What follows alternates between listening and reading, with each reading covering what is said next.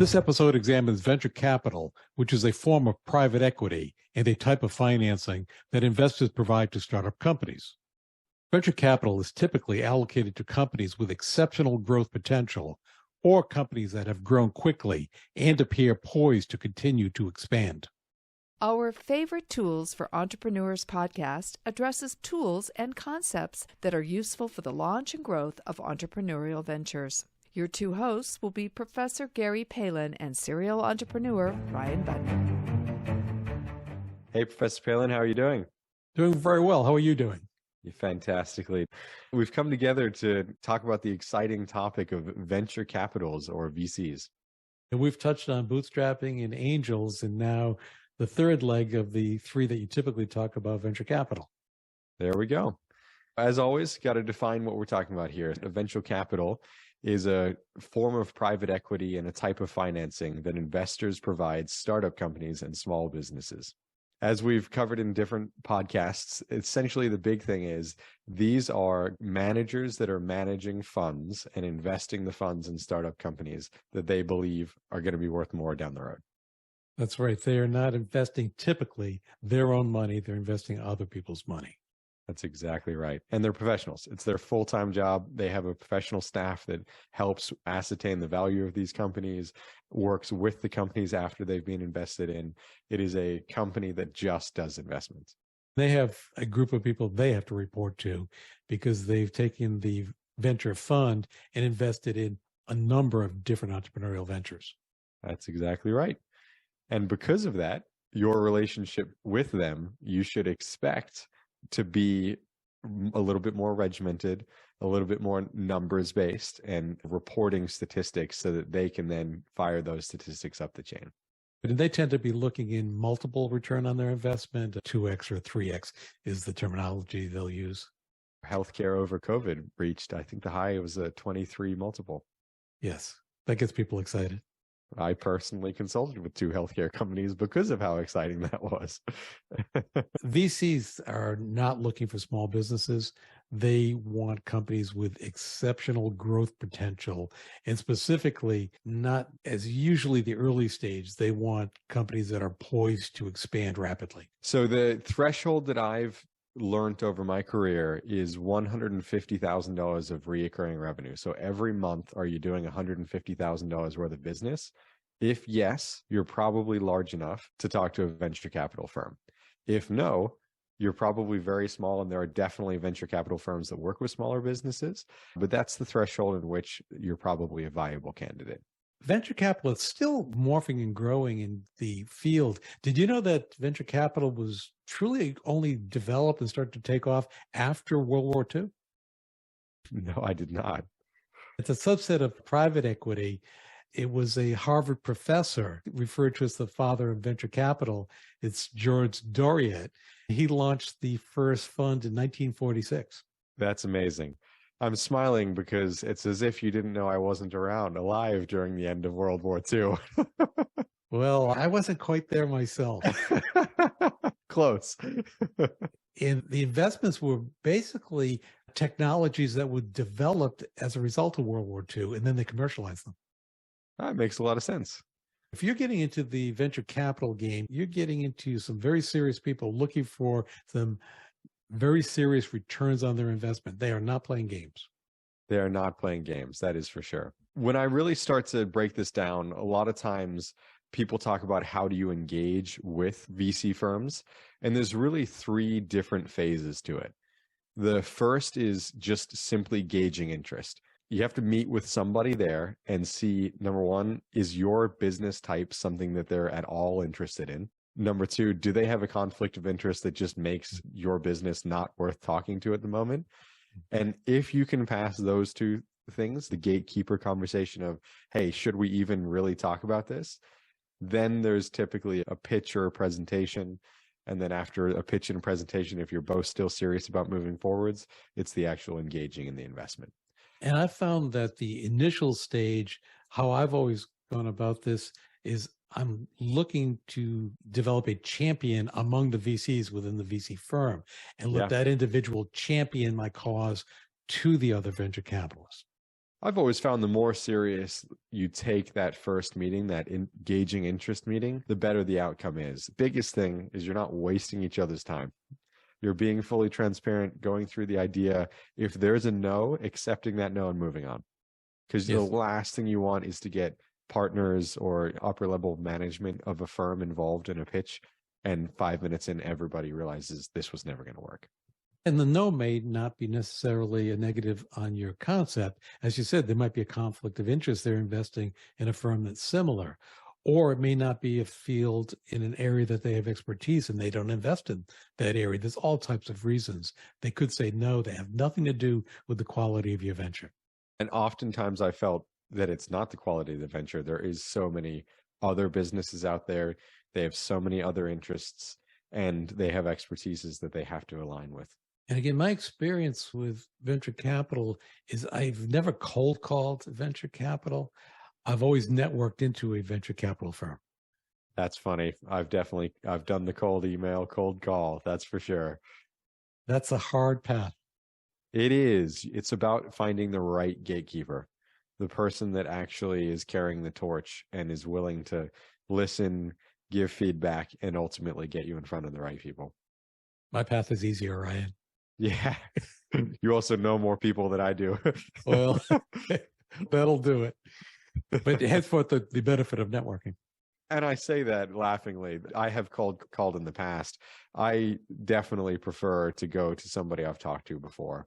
Since I've professionally been consulting, I do have relationships set up with a few firms around the country, so I can bounce ideas back off of them. And they'll often reach out to me sometimes as well and see what's in the pipeline, what the market looks like. This is their full-time profession, so them having a read on what's going on, it benefits both parties.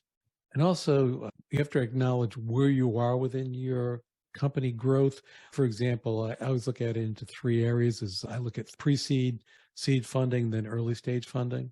With the pre-seed, even though I said they typically are looking for more developed firms, they still will get into early stage development if they see tremendous potential, and they also are very comfortable with the team being a big factor. We've talked about due diligence a lot in different facets. This is a big part of the due diligence. Firms are pretty open and pretty set on the size of the company they invest in and the size of the investment that they give. So you shouldn't be hitting late stage, large company VC firms up for a pitch if you're doing $10,000 in monthly recurring revenue, MRR. It's just it's not going to work. It's not their expertise. You're wasting everybody's time. And they probably, I'd say 9 times out of 10, maybe 9.5 times out of 10, it says directly on their website what size business they're investing in. So you don't have to do too much due diligence to find that out. Many VC firms will not touch pre-seed. And that's typically broken up by the revenue that they're expecting to see. Then when you get into the seed funding, when you're ready to launch the product, typically with early stage funding too, then you have various rounds as you're developing. You're not getting all the funding up front. It comes in stages. That's absolutely right. Very few companies make it to their most mature state without going through a series of rounds of investments. There are exceptions, people that have bootstrapped businesses into large scale business that doesn't need investment anymore. But most likely you've been through the friends and family, pre-seed, seed, and then series rounds. And there can be multiple series depending on the industry that you're in and the needs, also the growth trajectory that you're trying to hit. Over angels versus VCs, be prepared for the VCs to take a very hands-on perspective with rapid growth, because they are definitely looking for an exit so that they can report the success of that particular venture fund. Absolutely. I don't think you'd get an investment from a VC fund without having a clear exit strategy. They quite literally need their money back out of it at a certain point. They're talking 4 to 6 years is the extreme that they're looking for. Yeah, I'd say that's the long end. And also, if you're taking venture capital money, be prepared to give at least one seat on the board of directors, if not multiple seats. Yeah. Without sounding like we're giving advice, be prepared for that to be a fight. I've seen situations where venture capital firms will come in and they have board of directors seats, and they will replace the CEO, very often the founding entrepreneur, with someone within their, I use the term Rolodex, it's a old term, but within their contacts and experiences. And that's not always a bad thing. Correct. You know, you losing as a founder, so you people that are probably listening to this, you losing your position doesn't mean they're taking your company away. You still own that company. So if they're going to replace you with somebody that's a seasoned CEO, it might be a good thing for you. Your net worth might leap overnight. Just depending on what your skill set is, they might actually move you into something where your zone of genius is a lot more aligned. I won't mention the name of the company, but I know all the players involved with a major company. You would recognize the name, where the original CEO, he was good at bringing the company to a specific stage, but he wasn't ready to bring it to the level that the venture capital firm needed. And he willingly stepped aside. I think that was the best decision he ever made, because the company ended up with about a $50 billion valuation within a few years after that, when they went IPO. There we go. That's truly a good story. That's a great outcome, probably for everybody involved. Once you can take maybe your pride out of it and accept that you haven't been around that loop before, it might be a great thing. And this individual took the role of the spokesperson for the company and did a great job with that, while the CEO and the CFO that were brought in brought the company public and then built it to a level of which it was crazy money involved. That's fantastic. So it's not always a negative, is what I hear both of us saying. Definitely, but be prepared. Right. Oftentimes, a VC getting a board of directors seat where they have influence on the company isn't a bad thing. Quite oftentimes, those people that they're giving board seats to do have a wealth of knowledge, and they bring a team into that decision-making process as well. You just want to make sure that their interests are aligned with yours. And also, too, just the people they can introduce you to can be more valuable than the investment. Correct. And that's that expertise, their knowledge and experience inside the industry you're participating in.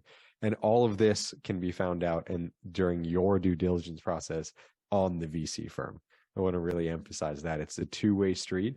This money has to benefit both people, not just in a money standpoint. There has to be an exchange of ideas and knowledge and a relationship along with that. But I will reiterate, they have to have a common vision of growth towards profitability and rapid growth towards profitability. Yeah. Oh, I couldn't agree more. Because if you're looking for a lifestyle business, don't even go anywhere near this. I don't think you'd even get the investment, but you'd be in for a shock when they're asking you, pointing at their wristwatches saying, how soon until we get the money back out? Definitely. Well, do you have any closing thoughts on VC firms as an industry, as a type of investment, anything that our listeners should really be paying attention to? I would suggest doing a very serious self-reflection of what you want the business to be.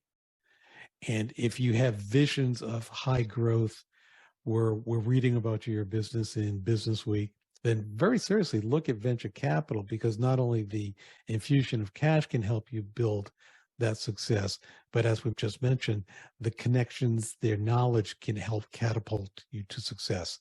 Do a self-reflection. Fantastic. I think that's great advice. Very good. Thanks, Ryan. Yep. Until next time. You have a great day. Thanks for listening to our Favorite Tools for Entrepreneurs podcast. As always, you can head over to ProfSpirit.com to check out more resources and courses designed for you, the entrepreneur. Please follow us on Spotify, Apple Podcast, YouTube, and others to get the most up-to-date information as it is released.